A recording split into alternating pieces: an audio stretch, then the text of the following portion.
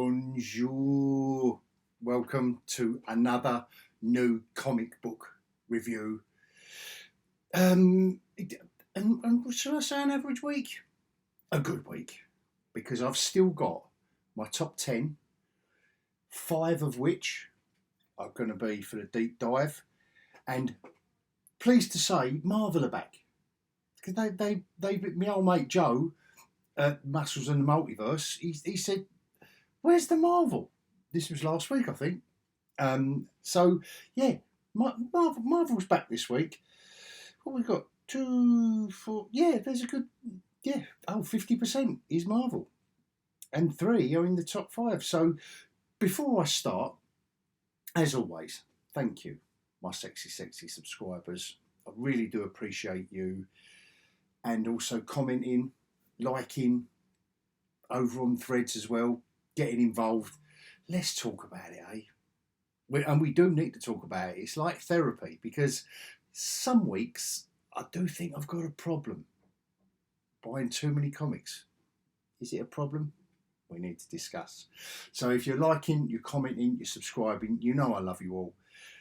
Get over onto Threads as well. Like I always say, it's building up a nice positive community over there for comics. I don't know about other stuff. I just kind of hone in on the comic.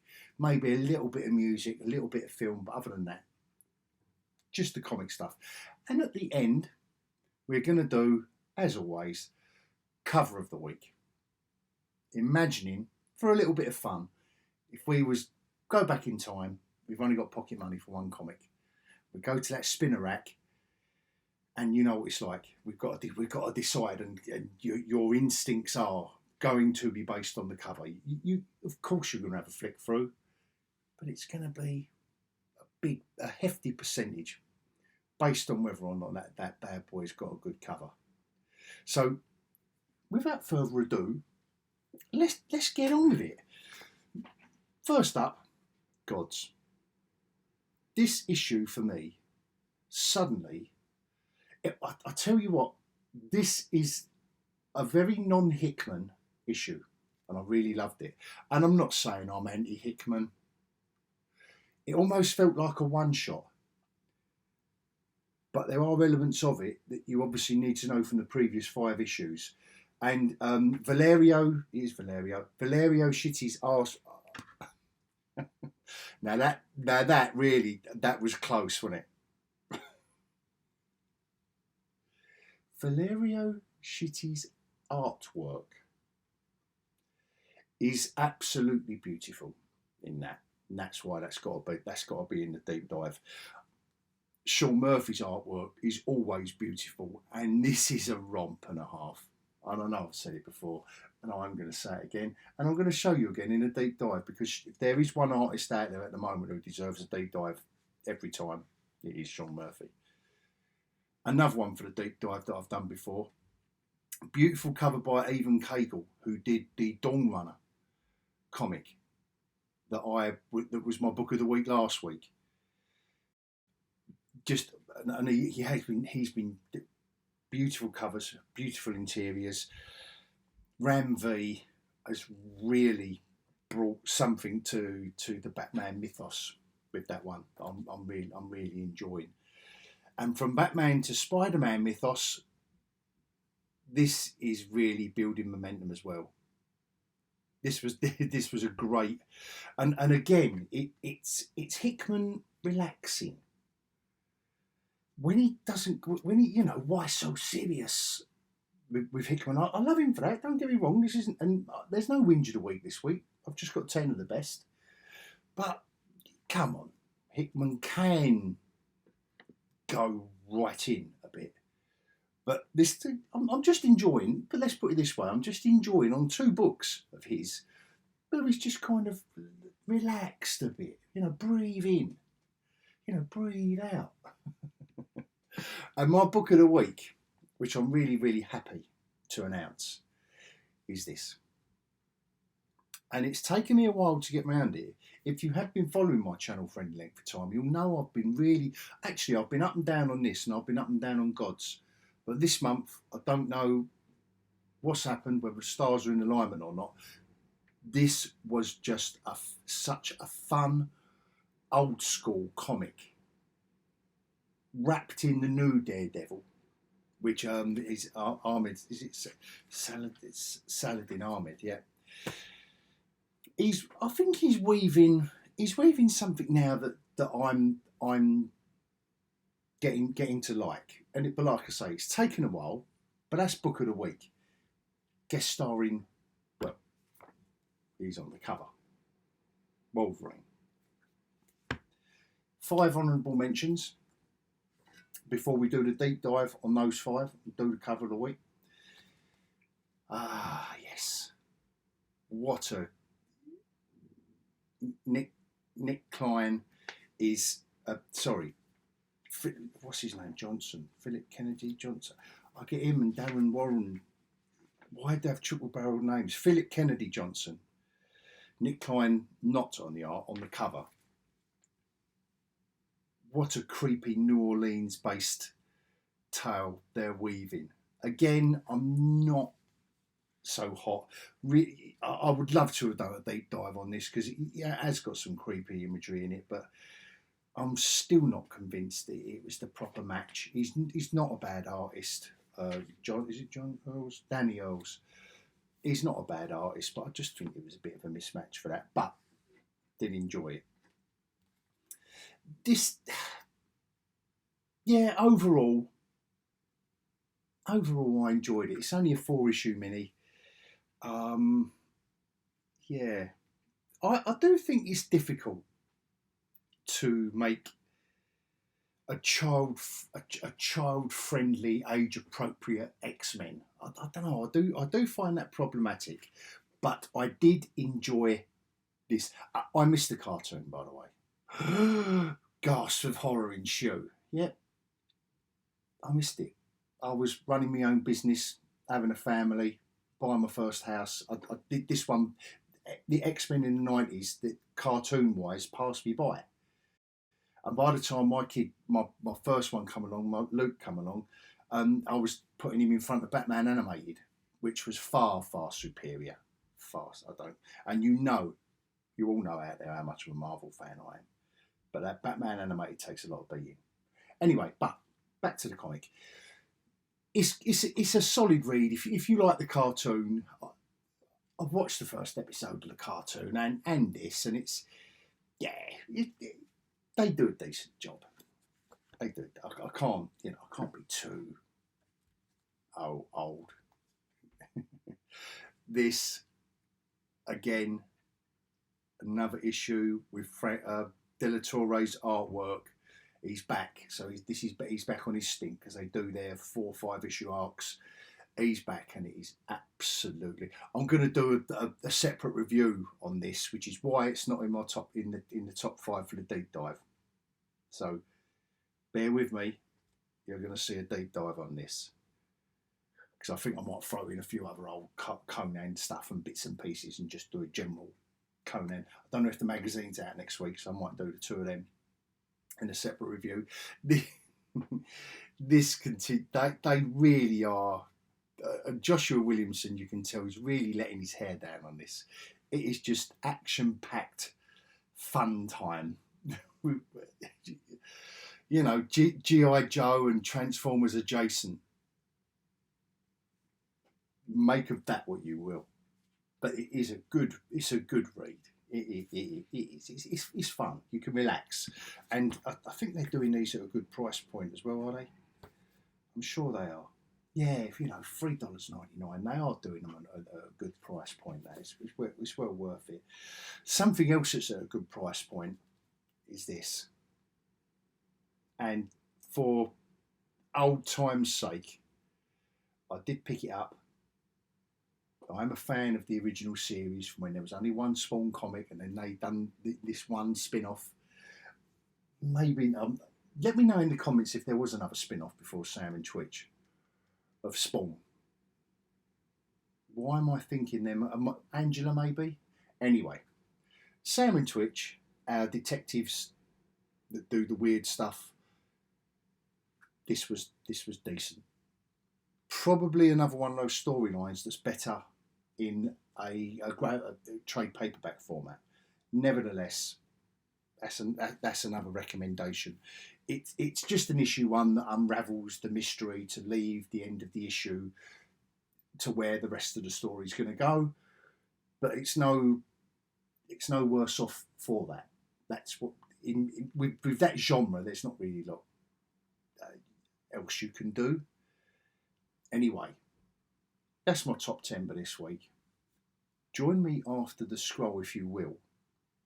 I will try to make it spoiler free. Just a quick warning, I will try to make it spoiler free and just show you the highlights of the artwork as much as I can. But please be aware, there may be spoilers. That's why I do chapterize it. So if there's something you haven't read that you might want to look at, then that's fine. Just skip to that. I prefer that you watch the whole lot. Anyway, join me after the scroll.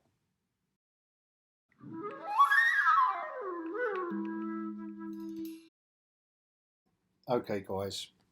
First up, Gods. I was really impressed with this.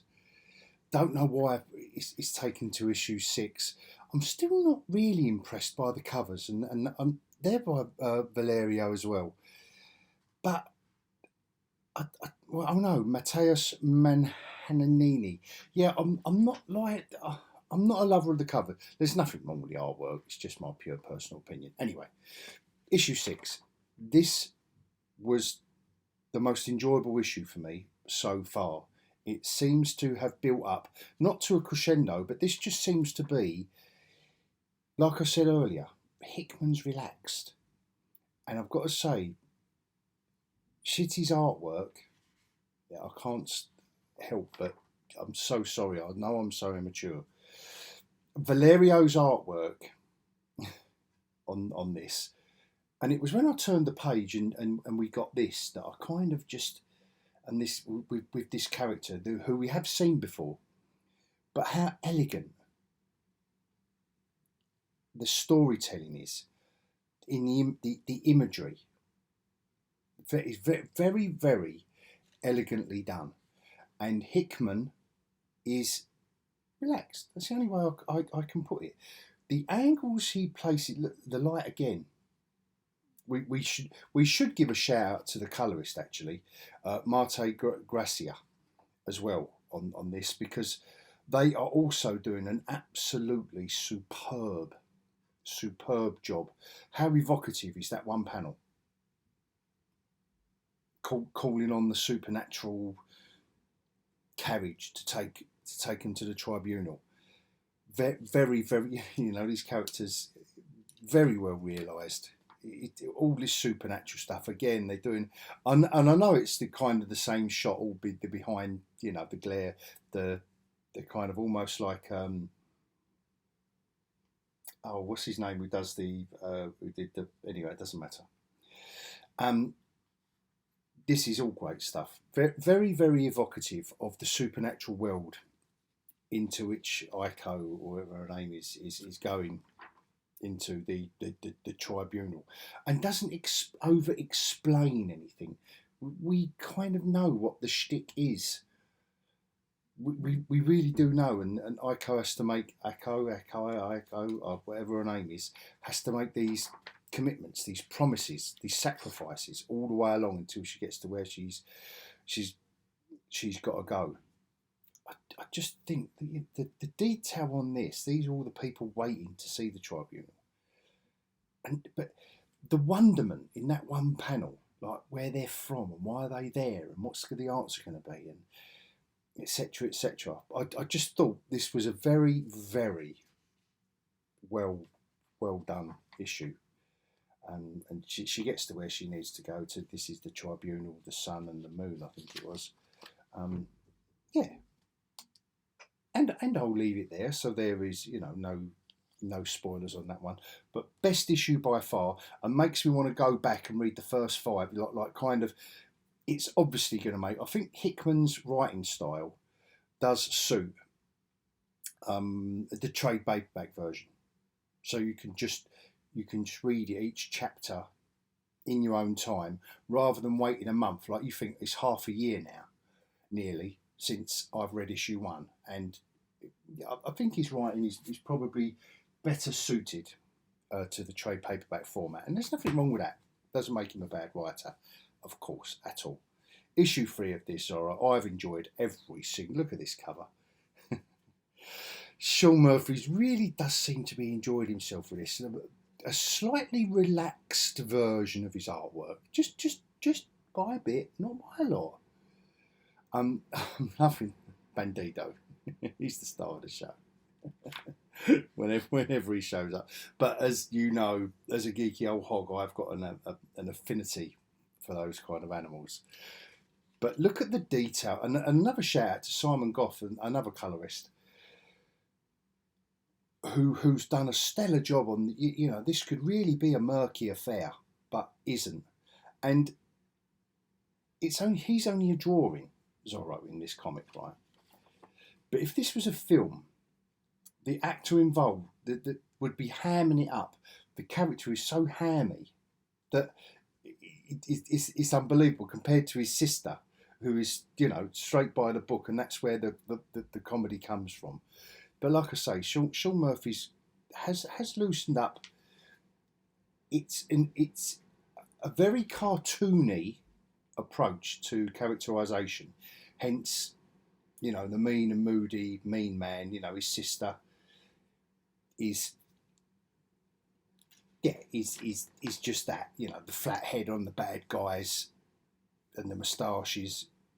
It's very caricature. The shadows across the mean and moody man. But I'm not saying that in a bad way, because it just works. Look at this stuff. Look, for an action. Oh, Zorro swinging into action because he spent a life training. It really is great stuff. I can't tell you how enjoyable this comic is. Sean Murphy must have had a smile on his face drawing every line. Hooray for El Zorro. If that don't, you must put your tongue in your cheek though. You must. I think Sean Murphy demands that of you, just because of the main character's motivations and what a splash page. Look, but I believe in my brother, and then you've got the Day of the Dead, or whatever they call it, El Morte, blah blah. All this classic stuff. Love it. And there's just one more. Bandido up there. Look, bless him. But the detail on it, like he's not lacking in anything in this artwork. I don't know how many modern day Marvel artists would put in this much detail into their work. Look at that page.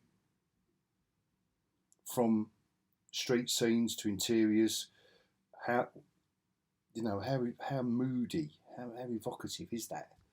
These scenes, these night scenes, beautiful stuff. Look, that graveyard scene, beautiful stuff. Just to dot the distance with that light, to give. Look how just that tiny bottom panel, the depth that it's got in that. Yeah. Just gotta love him for that. And this is the last page I wanted to show you guys. Classics I will look with Clop. He's inviting us in. Look, putting his mask on, then his hat. Look, hope. Love it. I thoroughly recommend that, guys.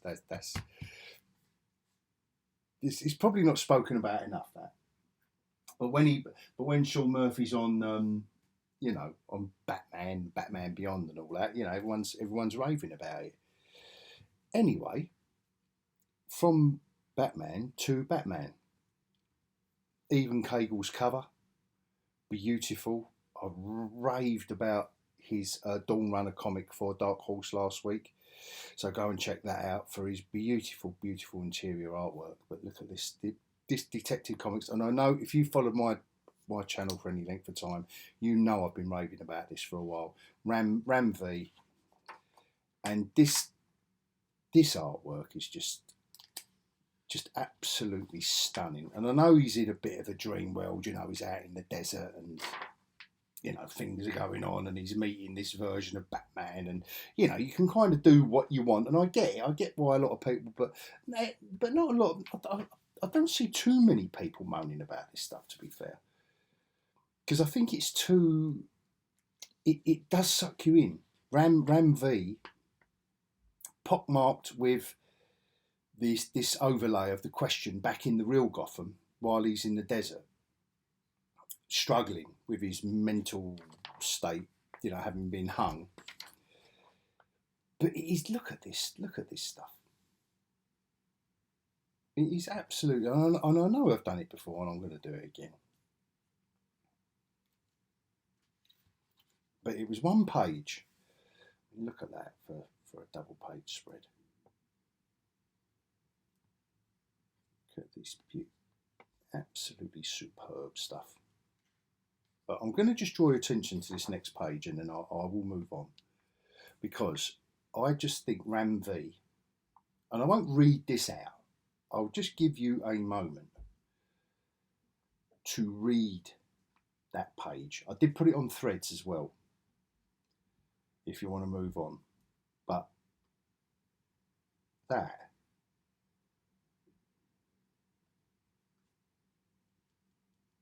just that one page leading up to the last couple of sentences of that page, absolutely spot on for me.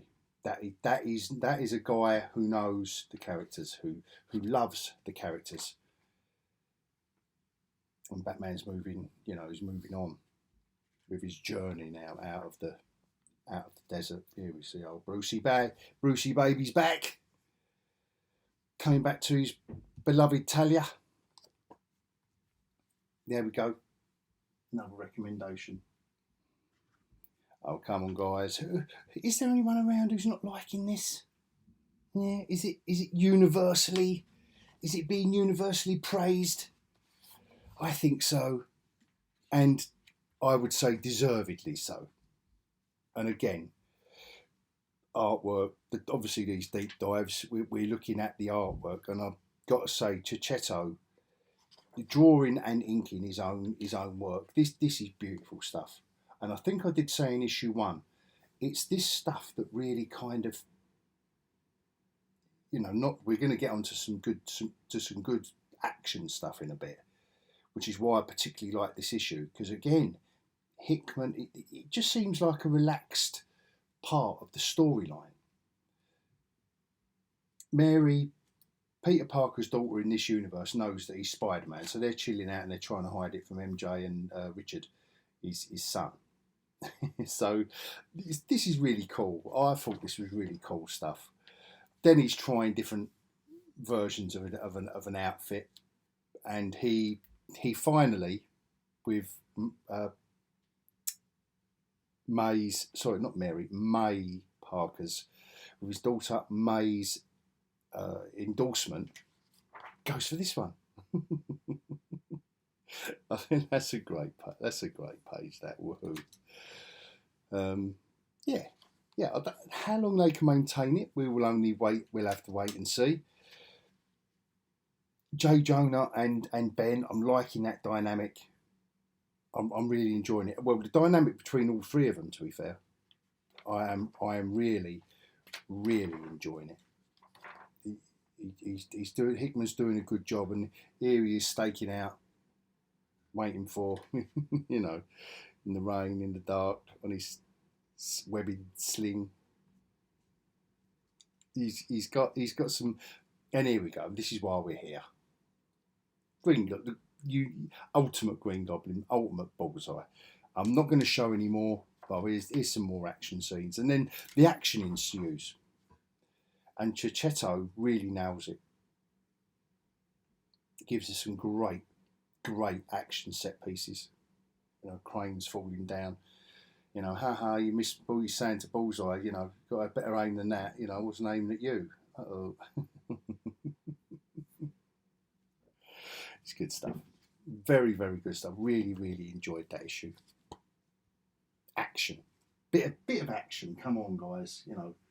Let's get on with it. You've spent 2 issues setting it up. I know there needs to be a bit of a setup, but Now get on with it. Same as this comic. Just one quick mini whinge of the week, and I think I've said it before. I don't know what the hell is going on with John Romita Jr.'s artwork, inked by Scott Hanna. I just don't know. That just isn't the John Romita Jr. that I know and love. I don't know. It's just not. It's just not doing it. It just isn't. And listen, I'm not an art expert, but I don't know whether he's rushing them. I don't know whether he's. I don't know. I just don't know. Does that hand look too big, and Wolverine's too small? And I don't know. I just don't know. Why would he be holding his stick right there? It just looks like a question mark coming out of his head. No, just. Anyway, this comic is just one extended action scene, and I loved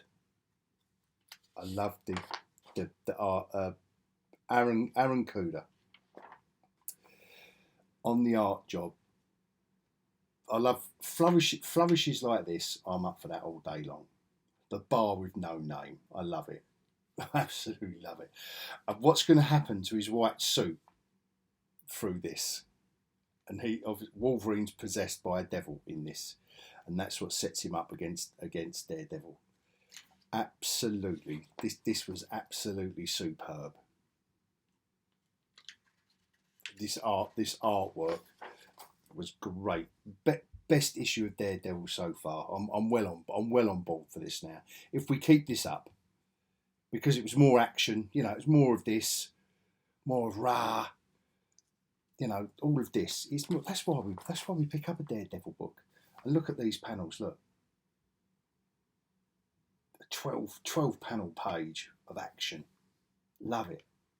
Absolutely love it. And he's getting battered and bruised and bloody all the way through. And all the way through Daredevil, Matt's saying to himself, I've come up against Wolverine a couple of times. It's never gone well. And it is, and these almost remind me of Jeff Darrow. These kind of, or Frank Whiteley, how they do these swirls of blood splat and stuff. And that's not a bad thing. And look what's happening to his nice white suit, which I thought was a nice touch. I thought it was a very, very nice touch. I like these little vignettes of the characters. Just sums them up. Almost like if you could take all the words away, you would know what's going on. Look at that for a splash page. This was really, really good stuff. This is Marvel at its best. This is old school Marvel. Come on, give us the action. You've set it up. What issue are we on now? 5, is it? Oh, 7. We've had a lot. I know we've had a couple of odd issues here and there, like the She-Hulk one I didn't really go much on. And I liked all this soon afterwards, all the first aid kits out. Anyway, that is my book of the week. I thoroughly enjoyed that. Maybe not the cover, so I'm going to take that away immediately, because that isn't going to be cover of the week, because I don't know what's going on with John Romita Jr. and all that. So we are going to do Ultimate Spider-Man, because you've got Green Goblin, whether it's Ultimate or not. Green Goblin, you've got 3 characters all having it on the cover. That is a very, very evocative, moody, mean Rain. Two characters you can't do a lot with. They're not action. They're 2 detectives. Spawn in the background got nothing to do with it, but that's what's the new you, the Spawn universe. I don't know what's going to sell a Hulk comic, the Hulk. But look further, and how creepy the story is inside. In New Orleans, I thought that was a great cover, a proper spooky. You don't expect it from the Hulk, and the blood running through the. And obviously, if you're going to sell an X-Men comic, what are you going to put on the cover of issue 1? Everyone,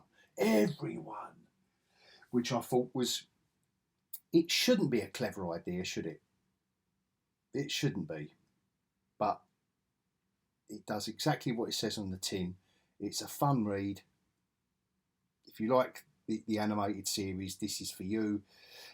And hopefully this will draw in a younger audience that's going to grow up and love all the rest of these comics. Like, you know, something's got to hook youngsters in.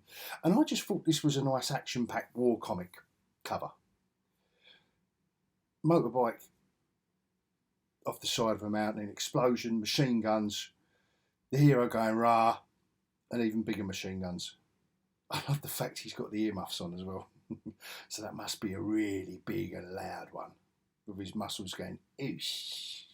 So I just thought that describes that book perfectly. Ultra violence, action, insane. But I will say, guys, for me, this week, you know, that's a bit static. It's nice and spooky, lovely. We've given it a nod and a wink. That, compared to that, probably a bit more action-packed. That's a bit posy. But to put everyone out of their misery, I'm just going to say that is and obviously that is mean and moody and spooky, but it's just in and of itself. You're either going to buy that or not. You know, you're going to be up for detective comics, a detective story or not. But this has got to be a cover that embodies cover of the week 100%, because that, with all of the X-Men, is going to draw me straight in, and it glows where it has to without any foil. You know, for no reason. Cyclops is, you know, he's got his rays going, and Rogue, even, you know, the more you look at it, the more, you know, Wolverine with his claws out, really crouching down. Absolutely love that cover. Yeah, not that I'm the biggest, most massive fan of the X-Men animated stuff. That is my cover of the week, and I hope, if you followed me this far, thank you so much, and I hope you've enjoyed it. And until next week, I will bid you all adios.